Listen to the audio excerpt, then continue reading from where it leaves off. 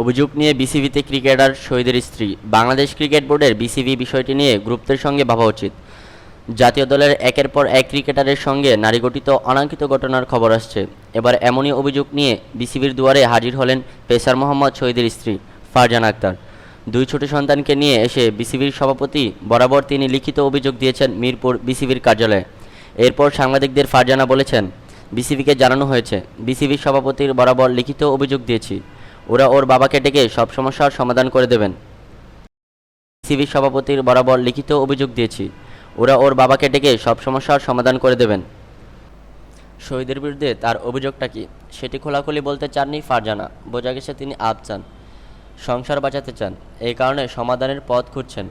আমি আমার অভিযোগগুলো লিখিত দিয়েছি, যেটা হয়েছে তার সব ওনাদের কাছে জানানো হয়েছে। ওনারা বলেছেন সমস্যার সমাধান করে দেবেন। যদি সমাধান না হয়, বিচার না হয়, আমি বলবো ওনারা আশ্বাস দিয়েছেন দ্রুত সমাধান হয়ে যাবে।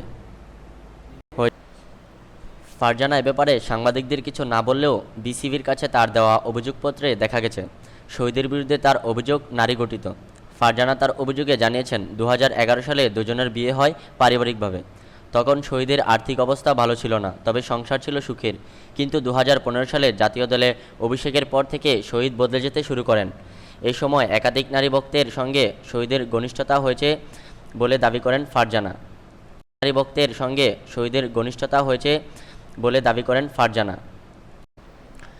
এ নিয়ে সাংসারিক অশান্তি চরমে উঠলে বাধ্য হয়ে ফারজানা মুন্সিগঞ্জে বাবার বাড়িতে চলে আসেন। বিষয়টি পারিবারিকভাবে সমাধানের চেষ্টা করা হলেও সব ব্যর্থ হয়েছে।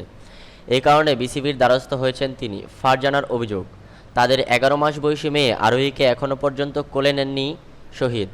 অন্য সন্তান আরাফের বয়স 2.5 বছর। শহীদ দাবি করছেন, সিইউ স্যার আমাদের মীমাংসা করে দিয়েছেন, বিষয়টা মীমাংসা হয়ে গেছে, আমার স্ত্রী এখন বাড়ি চলে যাবে। বিষয়টা মীমাংসা হয়ে গেছে, আমার স্ত্রী এখন বাড়ি চলে যাবে।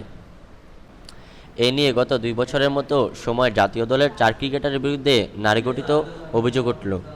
এর আগে আরেক ক্রিকেটারের বিরুদ্ধে উঠেছে শিশু নির্যাতনের গুরুতর অভিযোগ। এইসব খবর আন্তর্জাতিক মিডিয়াতেও ফলাও করে প্রচারিত হয়, যা দেশে ক্রিকেটের ভাবমূর্তির জন্য ভালো নয়।